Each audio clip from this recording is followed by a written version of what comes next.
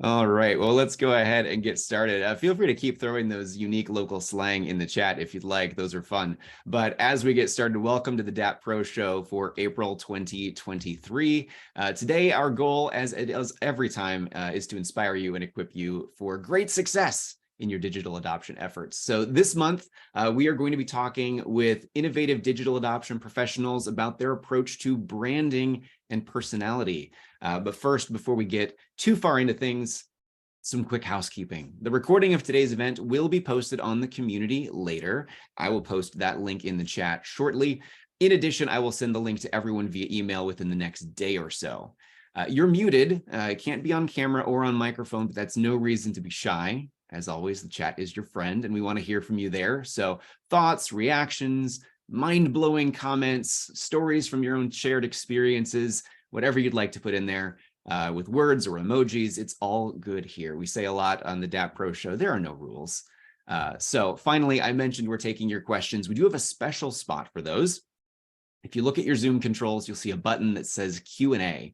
I suppose the Q could stand for a lot of things, but it does stand for questions. So please submit all your questions there where they can be seen by our moderator. And you have the chance to vote on the questions you'd most liked to see answered as well.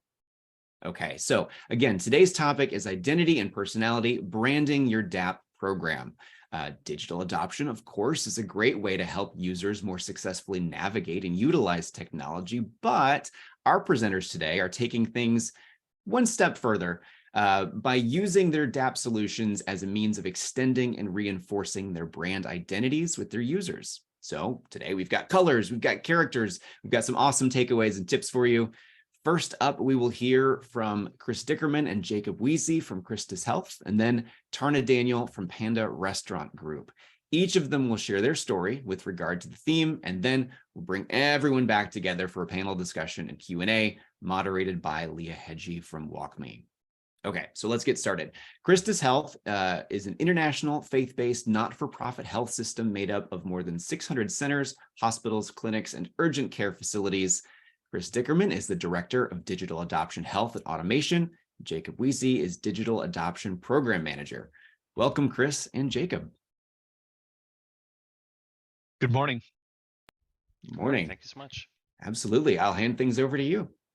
Got it. So yeah, we're going to pair up. Quick introduction. Thank you, Aaron. And then I'm going to get out of the way and let the personality behind Noah actually speak more to Noah. But as Aaron said, we're a faith-based institution across 4 states in the U.S. We also cover a few places overseas, Chile, Colombia. Our WalkMe brand doesn't quite reach over, but as part of our strategy and what we're building, we intend to have the flexibility to add, Spanish as a language, for example, to cover South America, Central America locations that are our partners in our structure. We are about 45,000 strong. Most of our workforce is clinical, obviously. Nurses make up the largest part of our employment base. And they don't sit at a computer the way most of us do. They're running down the hall, they're active, they're chasing things down. So a lot of our strategy is set up to help them in the moment that they have at a computer, get them through their HR activities as fast as they can. And then as we move into a more mobile world, creating Noah as a digital assistant to help them on the run on their personal devices. We can go ahead to the next slide. We sit inside of HR, sometimes called a shadow IT department, but we get to play with the cooler toys and technologies. And our team is comprised of 4 people. We sit inside of what we call the Digital Associate Experience team as a full department. We have 4 verticals, and our vertical, it consists of the 4 members you see across the top.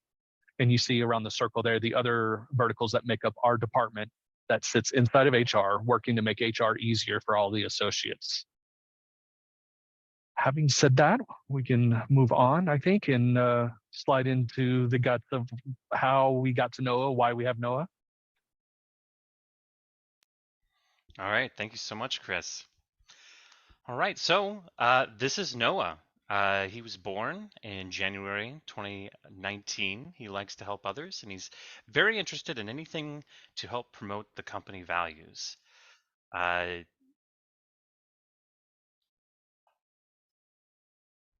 the way that we have it distributed and used is we have 16 current platforms, and we have him on some of our top web applications are Infor, ServiceNow, Glint, Concur, and Genesis, which is our LMS built on Edcast. And we also have him sitting on our desktop with Workstation.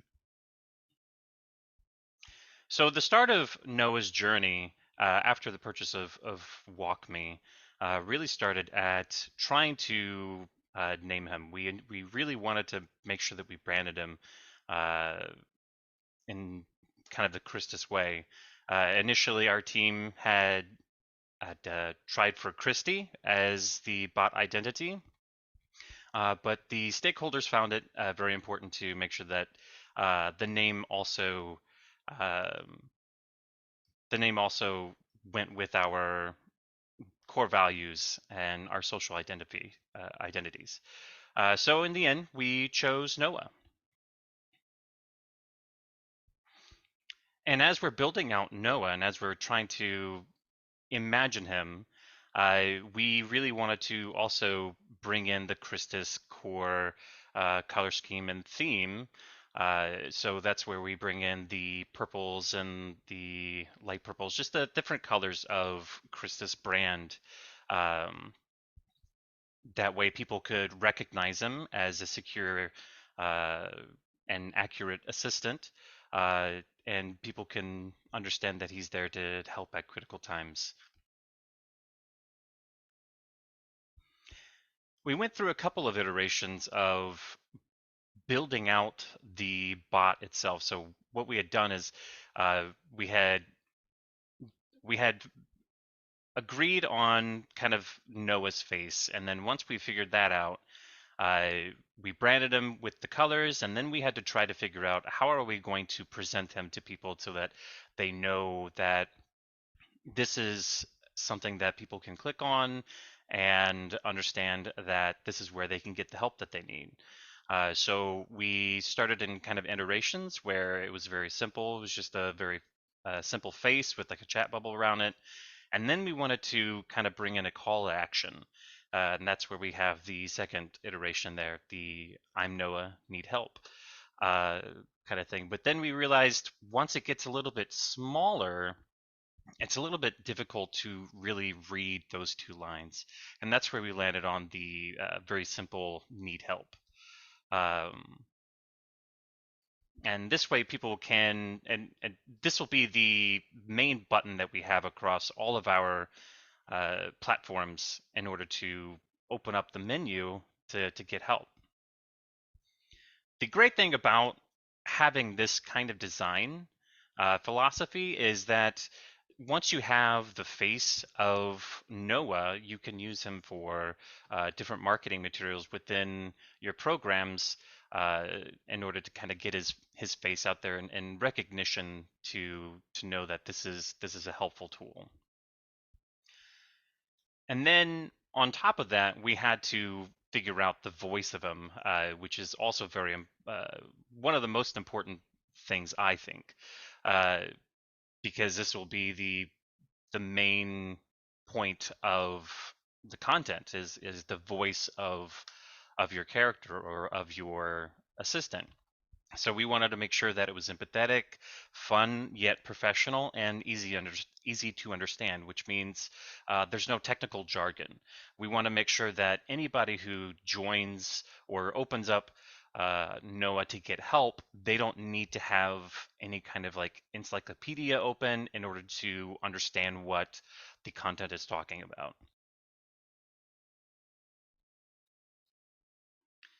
So the importance of branding.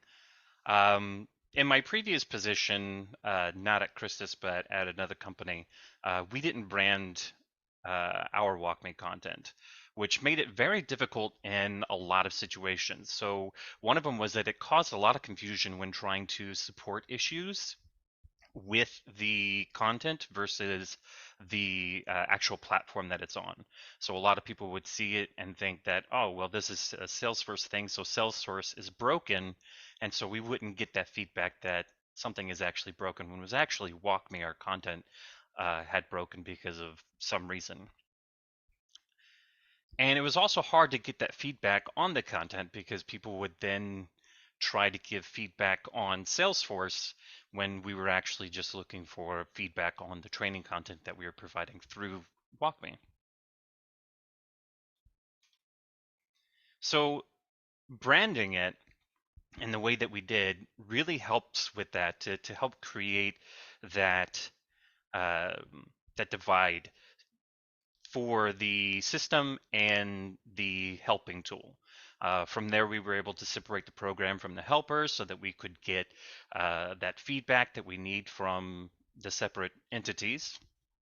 We were also, it was also there to kind of help us grow uh, in the platform and across other platforms, because at that point, people would understand that, oh, this NOAA thing is really cool. It helps us on N4, so let's try to get it on Concur, or hey, let's try to get it on one of our other platforms. And it also boosted awareness around it. And once you have it branded, you can kind of use it as kind of a ownership and pride of the work that you do. One example of how we kind of used this as a marketing tool with the branding is when we had a conference with all of our HR business product program managers.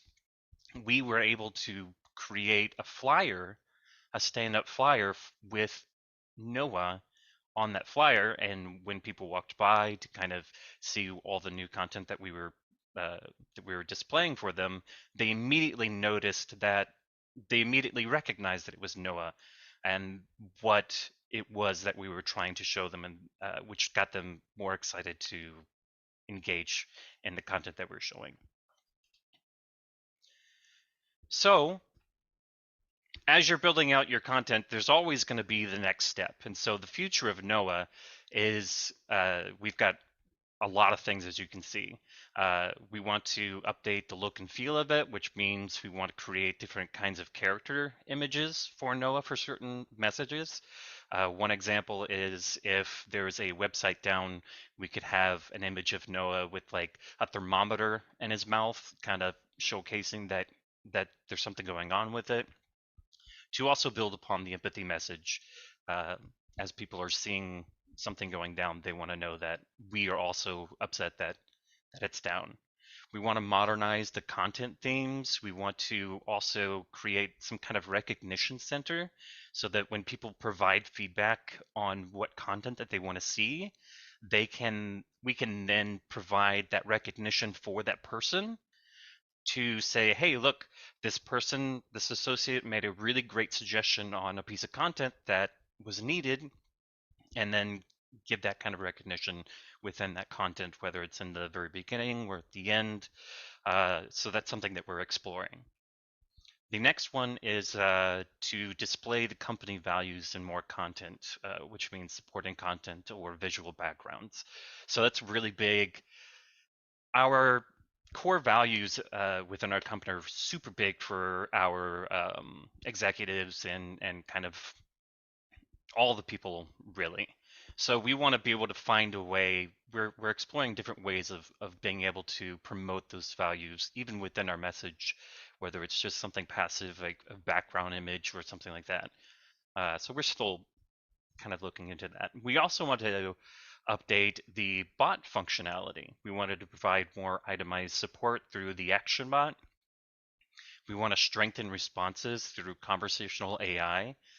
We also want to bring NOAA to mobile devices so that people can get information when they're not on the network or not on their computers. And we also want to improve NOAA recognition in small use cases. And that goes with ActionBot and the regular content of like smart walkthroughs. So how would you make this your own? How do you get started? Well, what I would suggest is that you find some kind of support character um, that really speaks to your brand, to your company. It doesn't have to be a robot. It doesn't have to be a cartoon character. It could be whatever you want it to be.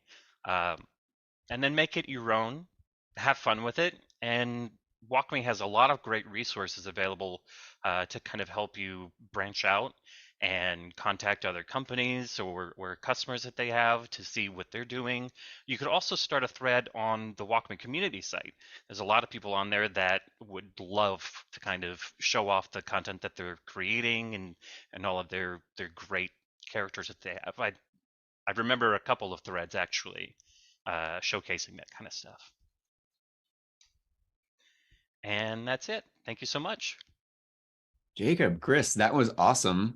I think we're all thinking about all the different versions of Noah that we can picture with the thermometer or all these different options. So thank you very much. That was fantastic. Next up, we have Tarna Daniel, Senior Manager, HR Service Center and Compliance at Panda Restaurant Group. Panda is the world leader in Asian dining experiences and is dedicated to becoming a world leader in people development as well. Tarna, welcome to the DAP Pro Show. Hi, good morning, everyone. Thank you so much for the opportunity to be here. It's really a privilege.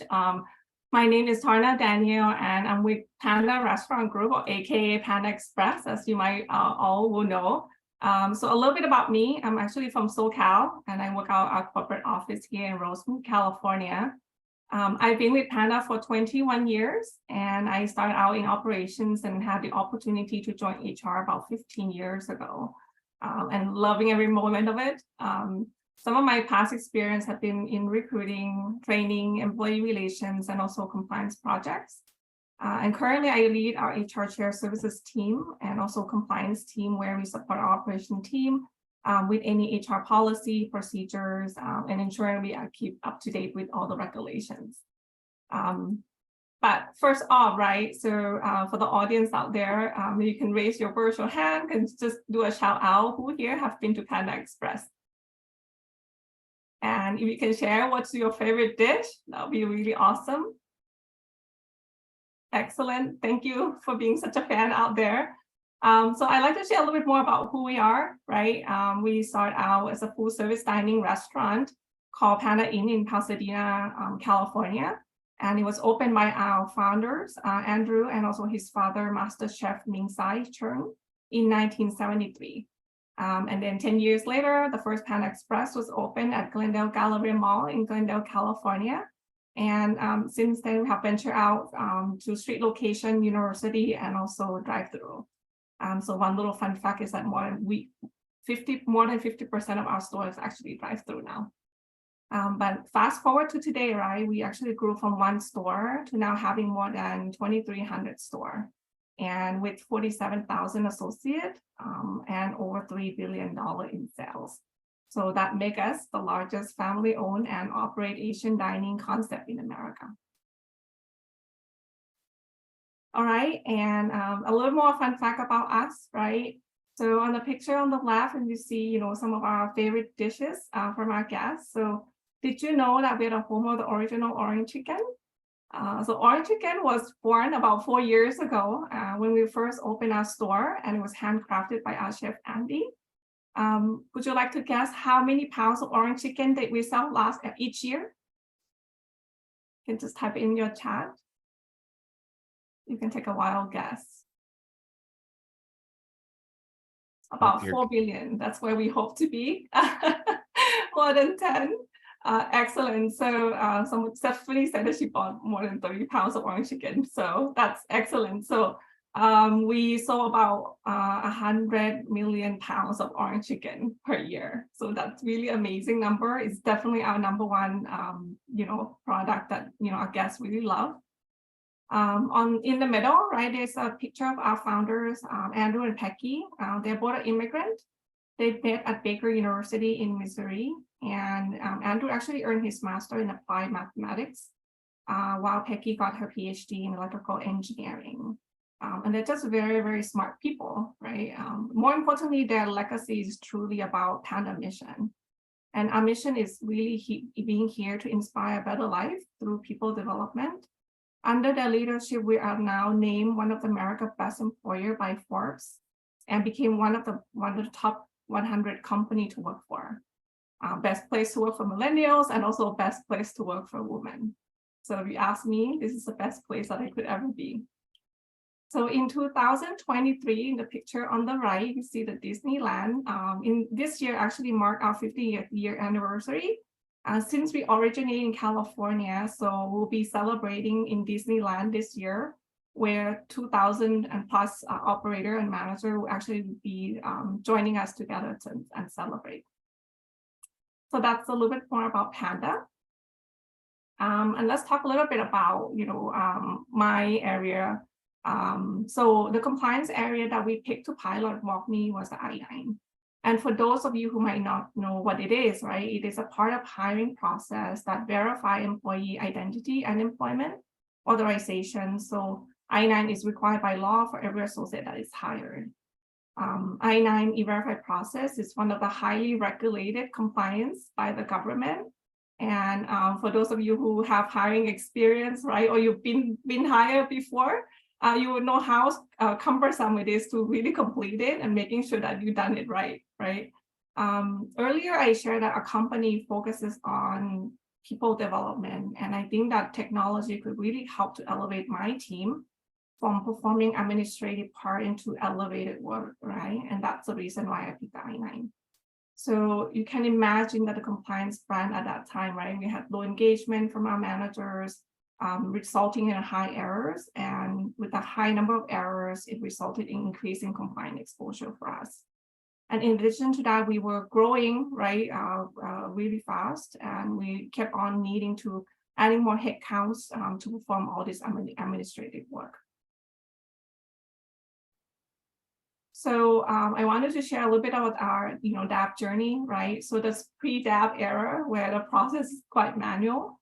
We began the pilot in 2021, and with trial and errors, we struggled in the beginning. We had a goal to meet, which is a reduction in 50% of the error, and our users were ignoring the guide, right? They couldn't really connect to it. And then going through that trial and error part, we had a breakthrough where we said we need a vision for the DAP, right? We need a vision for our team as a compliance team. And we wanted to connect to being self-sufficient. And that's one of the core values that our founders want to instill with everyone. So we make some changes, and I will share with you in a little bit in the next slide. But the NMI was we really want to get out there. So we make some changes that's necessary, and towards the end of the pilot, we actually were getting a pretty good result. And so at that moment, we decided to launch nationwide, and we did a roadshow. And we found that it was a great opportunity for us to share with our manager and the users, right, that this is a new tool that's available for them. And the big bonus is launching our compliance team and branding as we are here to help them to make their life easier. So the breakthrough that we learned was that we had to focus on small things that make the big impact. We were really inspired to use a company logo, the color, right, to create that connection and also relate it with the user. So our journey with building DAP was definitely trial and error, right? We set the metrics to meet it. And it was something that the organization haven't seen before. So it was definitely something new. So our users were not getting used to that. We will have this pop-up, right? And they would ignore it, so they didn't recognize it. So in the beginning, we weren't able to reduce too many errors. And then when we would do piloting, it actually increases. But after soliciting more feedback from our user, we realized that the original background was blending with the rest of the text. And then the user were ignoring them, thinking that it was just part of the I-9 website. So in here, we decided to kind of pandify, the guides that's available by using the company logo and to signal to the user that this is ours, right? And after that, we actually saw a significant increase in engagement and also the reduction in error. So you can see in the picture here, we add Panda logo, we use the company color, and that's consistent throughout all the guides that's available in the I-9 website. And then this next one, so for complicated long process, right? So even though after we launched, there was still some part that we know we wanted to get a better result. So then we continue to start thinking about, what other out-of-the-box idea out there that will help the user. So for long and complicated process, we leverage the DAP to make sure that the user know what to expect. So we include a number of steps here at the bottom so that they know exactly, where they're at and making sure that they don't miss any important steps. And lastly, we leverage the DAP to prevent major error to save both users' time and also our team's time of having to do a correction for an easy mistake. So we give them prompts to make sure, like, are you sure you really want to do this before they actually waste more time? So that really helped us significantly. And with the DAP, we were able to transform our compliance brand from being like really innovative and out of the box, right?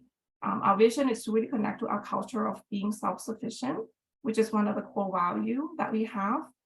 So we transform from complex process to simple, easy step-by-step guide for our managers, and the DAP actually allow us to facilitate that engagement with them using the real-time guide. Because the DAP is so fluid, it actually helps us to create a personalized learning and also cater to the individual user's learning curve, right? As we have new manager and also some experienced manager. And that really allow us to break through the traditional way of learning. So by leveraging technology, it actually open up to a more effective way of training and yield a higher productivity because it's a hands-on training, right? The more users use it, they actually gain more confidence in completing it. And, we realize that, these two actually help to give us a pathway for us to adapt as a company that's growing. So what's next with that, right? So we were so happy and very excited about the result that we were seeing on the I-9 side. So we actually have expanded to the recruiting side, where, we create this step-by-step guide to help create that kind of experience, not just on the I-9 side, but the whole recruiting and onboarding process, so that our applicant and a new hire who's coming on have this great experience that is very easy, very simple. So same look and feel used to promote continuity of the brand. And we also have expanded that to our IT department. So that's beyond our HR. So I think we see a lot of possibility in using the DAP in helping our managers' life to be better. And learning tips, right? So first and foremost, it's really about connecting and have clarity in the vision that you want to create for your brand. So for us, again, it's about being self-sufficient and how we can make our users' life better. Even though it was a lot of trial and error, right? The user or the client's feedback is really golden. And that's what helped us to make this improvement each time. And I think we definitely know your client, right? What works, what doesn't work, and have the courage to say and make the call, right? I don't think this is working. Okay, we need to start thinking about something else, or I think this part we need to make a change to. And keep it as simple as possible, right? You know what works for them. And they think also being intentional in when you're designing a program, right? What is it that you want? I think in the beginning for us, we try to launch every single thing that's available in all the I-9 process. But then we realize, right, that it may not help. So we try to change our focus and being intentional about what is it that the biggest issue or challenges that we have, and let's try to work on that, right? If it's working, then we can, adopt that to the other process that we had. And I think lastly, being really flexible, right? Things may not go the way that you want it to, but I think for us, it's like, okay, if it is not working, then, let's try something else to be really flexible about it. And that's about it. Thank you so much for the time. Awesome. Thank you, Tarna.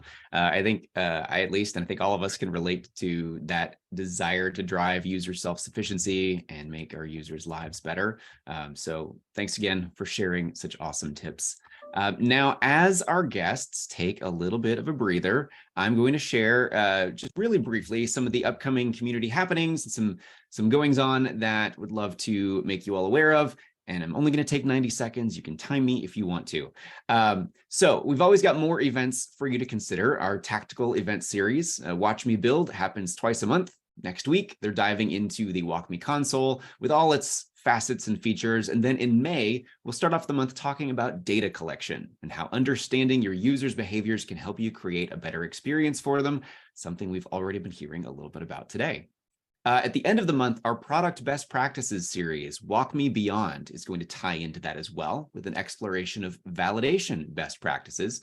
WalkMe solution engineer Andrew Robbins will be covering everything from basic principles to advanced strategies to ensure successful user inputs that drive business results. And the DAP Pro Show is back again May 10th with a special Spotlight edition focusing on program maturity and centers of excellence with special guests from Accenture. Links will be in the chat for all of these shortly so that you can save your seat today for any of these events you're interested in. And of course, hit that subscribe button on the events page in the community to stay instantly and automatically up to date on all community events. Lastly, if you haven't done so yet, you can get rewarded for sharing an honest user review of WalkMe. We have 2 different opportunities for that. You can do either one or both, and links will be in the chat for those shortly as well. All right, let's jump back in. I would like to welcome back our moderator for her second DAP Pro Show appearance. Although I have to say, she is going for the hat trick. Leah will be back again next month as well. But Leah Hedgie is a strategic program manager at WalkMe. And in addition to her own questions, she's got to field yours as well. So don't forget to use that Q&A button on your Zoom controls to submit them. Leah, floor's all yours. Thank you, Aaron. Thanks for the hat trick reference. Also, it's probably the only sports achievement I'll ever get. So here we are. But thank you so much for sharing your stories. So you know, because you're here, that a cornerstone of building a digital strategy is standardization in a variety of areas. So I'm very appreciative of you elevating the stories of how you've standardized branding and embedded it into this programmatic approach that you're taking. And building a digital program is a multi-year journey, also, as you know, and it's also a journey that takes resources far beyond just the functional department that you're working in. So my first question, and this is actually building off one that I saw in the chat, is what stakeholders were involved in this process, right? You have, you both are in HR, or both your companies are have heavy WalkMe implementations in HR. Some of you are expanding to IT. Like, how did you work cross-functionally to make this happen? I can jump in first. My previous role was actually in the IT department, and the WalkMe implementation was part of the program in my IT area. WalkMe was brought in when we implemented Infor as an ERP. It was our first ERP system, and so the stakeholders were really all of the operational areas that we were trying to centralize. For us, that'd be supply chain, revenue cycles, human resources, some accounting. Everybody were participants as part of that larger Infor implementation to be at the table as we talked about bringing WalkMe on board, and then ultimately as we started kind of discussing what NOAA would look like and who NOAA might be. How about you, Tarna? Yeah, so because I think the common value is like, how do we make our managers' life better, right? So I think for us, it was a little easier to enroll our stakeholder, right? Which include our IT department and also our stakeholder, the chief people officer, and also the HR team and our operation managers. So I think for us, it's like we are pretty open. We have that kind of environment where we're pretty open in enrolling, something that will help people to have a better life, right, and more effective way of doing things. So I think it's more about deciding, right, which one is the right tool for us and how are we going to promote it. So I think the biggest obstacle is to help them see that this is going to be helpful rather than just another thing that they have to do, right? And I think, with the roadshow and like just introducing them and have the user just really experience it for themselves, I think that was the part that, was make them wanting to use it more often. Thanks. Yes, thank you. I really liked the concept of a roadshow. That was really neat. Did you bring the design team like on the roadshow with you? Were they more behind the scenes? I know that Chris answered a question in the chat about if the design team was involved and how so. So maybe if you want to offer any advice on that. Yeah, I think that was a cross-functional experience for sure, right? I think in the beginning we were struggling in terms of like why would the user ignore the guide, right? And they were not using it. So we actually have a demo for other functions to help us give us feedback, right? Especially for the HR services, they have the first contact with our managers. So they were able to give that feedback for us to make the changes to. And actually one of the recommendation was from them to use the Panda logo so that the user can get connected to it. Right. So during the roadshow, we actually also invite, the designer and then other people on our team to also, present as a team, right, and share like this is something that we wanted to create for them and wanted to help them to make their life easier. So yeah, they were all involved in the designing, the training, creating the deck that's consistent with what we have on the I9 website. Yeah, I was just going to add to that. That's interesting, Tarna, because we last year made a really concerted effort to switch to really finding the return on the investment for the content that we build. When we initially deployed to Infor, we built job aids that were static, and we built walkthroughs, and really did not take advantage of shuttles and automations that were available within to shorten the number of clicks or move users quicker through the system. And so last year, and then more widespread through the rest of our department, really trying to define what's the bigger issue we're trying to help to make somebody's life better. And as we can demonstrate that really strengthens Noah as an assistant. He's not just somebody sitting there providing random information. There's very purpose-driven help created for it. Yeah, I think that really helps, right? When you actually get connected to something that people know or is a common background to encourage that more engagement from them. Yes, and I had a question building off that too, and it has to do with the business outcomes, and you both in your presentations touched on it a little bit, but I'd love to expand on it. So obviously, if you're going to continue to get design resources and do and expand your implementations and have these roadshows and improve your reach, you have to continue showing the value of why it's worth investing in a customized brand. So I'm curious if you could expand a little bit more on some of those downstream business outcomes that you're seeing from this change. Like Jacob, you mentioned separating the program from the helper, so maybe some things in support. And then Tarna, you mentioned a lot of things about like error reduction and compliance. Yeah, I can go first. So, not only that it helped to, in the beginning was, we set a goal. We said, okay, based on what we saw, that WalkMe is capable of, we set a goal of having the 50% reduction in error, right? And then we weren't hitting that until we implemented the company logo and also use simple language, right? Getting feedback from our user. So with that, we continue to make enhancement. And I think today we have more than 60% reduction. I9 error is like next to nothing. You can imagine we hire probably about 50,000 associates per year. Right. And then so not only that it helped the manager to be more productive and really focusing on building sales, right, in the store, it actually reduced our supporting ticket on the HR side. And I was actually able to reduce multiple headcounts because we no longer do a follow-up with the manager, right? They actually can do it themselves and they did it correctly. So that actually helped to reduce our compliance exposure for the company also. I can kind of tie into what I was talking about just a minute ago. I'm maybe stepping on Jacob's answer a bit, but here, in addition to trying to do really purposeful help and identifying what the return was going to be, we started doing quarterly stakeholder check-ins with major content owners of the platforms that we support. Whether it's Concur, Infor, ServiceNow, and we sit and pull up insights to show participation.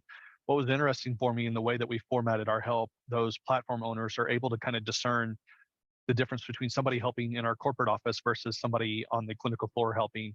And that insight, for lack of a better word, gave them more appreciation for what WalkMe was delivering in assistance. And so it has really helped. Jacob touched on it, but in our presentation, we've realized lately that there are small bits of help that WalkMe provides that people don't realize is WalkMe. And so we're starting to insert Noah's face into some of that content so they can start to associate the 2 or 3 or 4 different areas where we try to provide help and see that value expand where they didn't recognize it previously. Yeah, and one way we were able to do that is such as the smart tips. Instead of using those default smart tips of just like the regular question marks and the exclamation marks, we actually updated a Noah silhouette with a question mark so that when they see that, they know that that is a Noah piece of content that they can then get information from. So cool. I love those tactical pieces of advice. And Tarna, going back to what you said, I think the downstream impacts as well, that you were able to, have a headcount reduction and also show efficiency improvements from those compliance reductions, where that's huge, right? And I think also, kind of going back to what you just said, Jacob, I have had customers in my experience kind of be at this crossroads of, well, should I brand it to look like Salesforce? Like, should I just make it really cohesive, or should I align to my corporate brand standards? So I guess I'm curious for both of your processes as you developed Noah, as you developed the Panda brand for WalkMe, did you come across that dilemma? And then if so, how did you handle it? Yeah, there were a couple situations where we ran across that dilemma where, creating a piece of content, I spent like a lot of time dabbling into the style guide of the actual website itself so that I could copy all of the animations and the look and the feel of every other button to then copy that into a Noah button.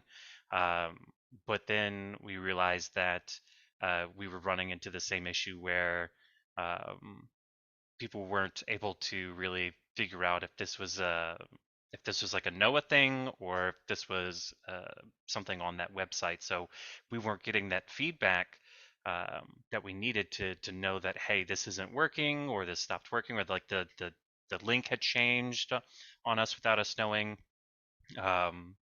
So that's kind of where we really started focusing on making sure that we continue to brand our content as Noah, unless our stakeholders are very adamant about making sure that it looks just like the website. But for the most part, they're pretty lenient and wanting to have Noah as Noah on their websites. For us, I think we haven't encountered that yet, right? I think the beginning we were using just a normal, regular white template that WalkMe offer, right? And that was when we found that it was not working for us. So, we decided to use that logo and the same color that user are used to, so that is consistent throughout. But I think what is, helpful as we continue to make enhancement and building our brand, right? Whether it's on the recruiting side or on the I-9 side, is that we said that we have a certain guideline that we make sure that we have to stick with, right? It has to be certain looks, the same kind of font, so that the user not experience different icon or different logos and whatnot, so that it's consistent throughout their journey as the associate is being onboarded. Makes sense. So I think in both your experiences, right, like you have this governance around the brand to make sure that the standardization is embedded through your program. But in the case of Jacob, making sure that you're managing those stakeholder relationships with empathy and some flexibility, right? Like there are some cases where there might be a push-pull to keep that relationship. Is that fair? Yeah. But I really like how you called out as well that, it does help you with the value story around differentiating between what is WalkMe and what is the native site, right? And also with that support ticket efficiency. Really cool. I guess when Tarna, you just mentioned something around, prioritizing, like iterating and continuing to evolve your brand. And I know you had that in your presentation as well. How are both your companies committing to continued iteration, continued change to keep up with, any brand standards or just any different directions that your WalkMe content is taking? Yeah, so for us, we set up a metrics, right? So beyond the reduction, then we think about, okay, what else that we need to work on? Because our error is not completely like obsolete, right? I think it's still there, right? Also, we have new manager that's coming in to the company. Then we typically look at, we use the analytics to see if that can tell us, right? What is trending from user. We also evaluate our supporting tickets, right? What kind of call we getting in? And then we also use that as a guiding kind of principle and say, oh, I think that this is something that we should make an enhancement to continue to improve, right? Because we don't want to be static. We want to continue to innovate, right? And then, we use those calls and feedback from our managers to continue to innovate ourselves so that, they feel like, hey, there's always a new service that's being available to them, right? The goal is to try to get as close as possible, right? My vision is like 100% reduction in those errors or, a better experience when people are being onboarded with the company. Yeah. Yeah, that's interesting. Our journey is very similar where we have a very large effort about onboarding. And our reviews, advancements, or changes to NOAA to be able to make it as smooth as possible to get onboarded. And I would say once you're here, also one of the other things that we're struggling with a little bit is the explosion of bots and chat bots driven by ChatGPT, of course. But most platforms are implementing their own bots, and I have this slide that shows like 20-something different platforms for HR activities that our associates have to know about, right? And now we're on a journey that's going to give us 20 different bots that people have to interact with. And so we're trying to modify our NOAA branding to be maybe not the one bot who rules them all, but the traffic cop bot, and get people from where they need to go, one platform versus another. That's super interesting. Thank you for sharing that. I didn't even think of that as a potential, obstacle that you've had to face, right? I think when it comes to like iterating and continuing to evolve on this brand, I'm always curious who owns it. I know that I think Jacob, you mentioned that or maybe Chris, you mentioned this, that your team has 4 people on your digital adoption team. Tarna, I'm not sure how many your group has. 3. 3. Okay. Sorry if I missed that. But of your groups, is there a specific role that owns the ongoing kind of development of the brand? Do you continue to partner with design?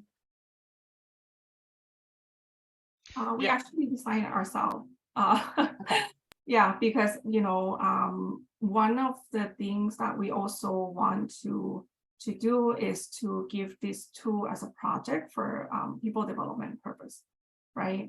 So, I have 2 team members who are actually in charge on the recruiting and onboarding side, and then the other one is in charge of the I-9 side, because they're the subject matter expert, right? They know the data and the, ins and outs of how things work really well. So they continue to be the one who's designing the whole program. Okay, love that. We'll come back to it. And yeah, so we also own kind of the content that we build out and how we want to design it, from the bot's face. But we do partner with a lot of our other teams. We have a design team that we partnered with to kind of figure out the best design for our new iteration of our new kind of facelift of WalkMe content, and so we partnered with them to get a good idea of how we can kind of put that together. So it's kind of a partnership with a lot of other teams, but for the most part, our team does own the design and concept of how Noah looks. Love that. So pretty centralized, but with those really strong relationships.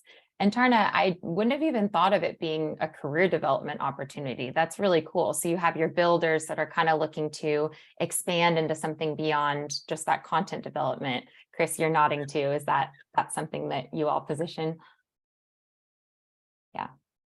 Yeah, we several members of our team are creative personalities developing technical skills and have, goals of moving on to other departments if I ever let them go. I think they're here on the call so they can hear that I'm keeping them hostage. Very political. I love that. I love that.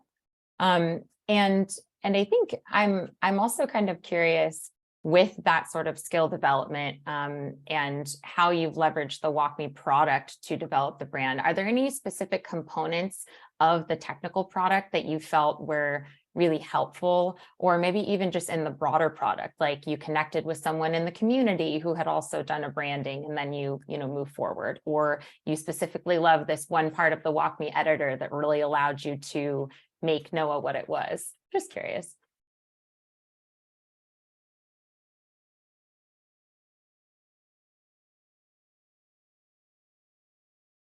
I don't think there was anything, in particular that really inspired us to kind of go with it. I think a lot of the stuff that I kind of help push our team to do is just a lot of stuff that I know my prior team wouldn't allow us to do, because we didn't have a lot of the time or the resources to really be creative.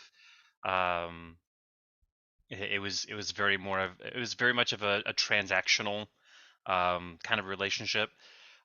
So having the creativity to be able to take advantage of absolutely everything that WalkMe is able to provide, as well as bend the potential to and see how you can kind of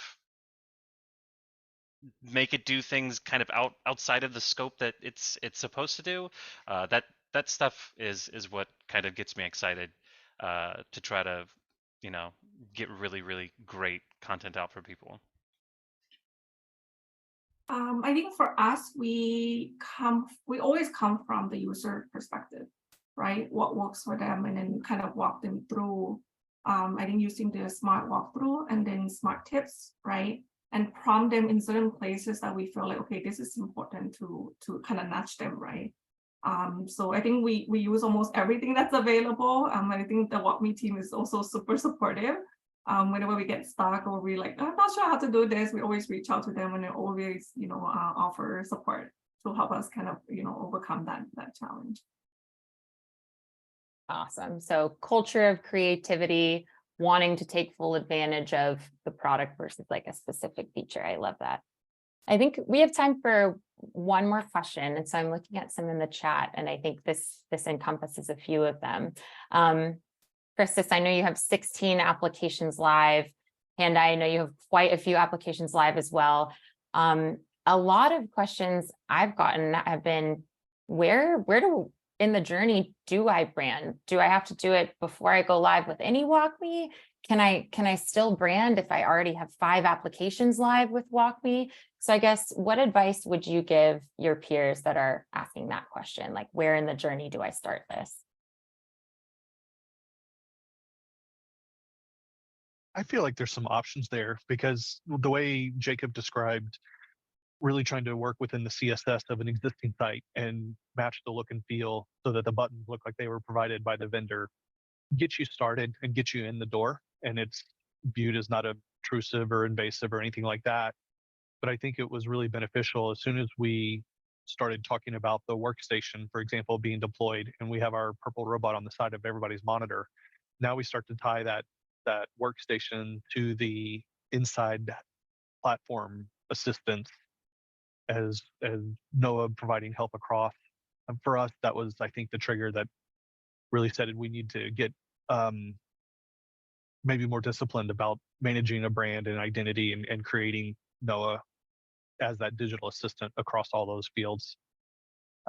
I don't know if that provides the answers you're looking for, but I think if you went your whole life and you matched CSS and provided that assistant, that's not a wrong way to go either, in my view.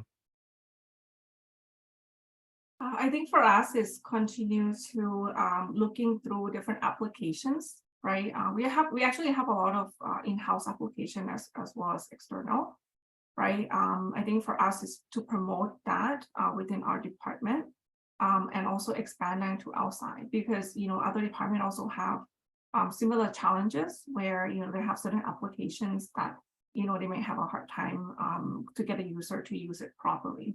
So I think it's continue to be in a conversation with other people and really share with people like, hey, this is something that's really out of the box that can really help you to be productive, right? We have our manager, because we are in the same organization. The aim is to help our managers, right, and the users. So it's to really, going out there and share with people like how great this tool is. Yeah, so I think that's what has been helpful for us. So our IT team actually now going to begin to the piloting to our manager as well. That's fantastic. I love just no matter how many applications you have live, get that one or that group of applications that's your gold standard, and then show it off, and that I think is a really strong place to start. Amazing. Well, unfortunately, we are out of time. I think we could probably all sit here all day thinking of other ways to utilize these tips and takeaways that have been shared today. So I guess let's just leave the event and go do that stuff in the real world, right? So thank you again, Chris, Jacob, Tarna, and of course, Leah. This has been a fantastic session. Everyone, please remember, we will be sending the recording by email sometime today or tomorrow, most likely. Today, though, you can access it on demand in the community once it's posted later this afternoon. As you leave the session, as always, if you have a few extra seconds, we do welcome your feedback on this event and what you'd like to hear at future ones, or anything else you'd like to share with me, with the team, with the presenters today. I'll be sure to pass your feedback along. So thank you for all of that. Thanks for joining us today, and we will see you next time. Thank you very much.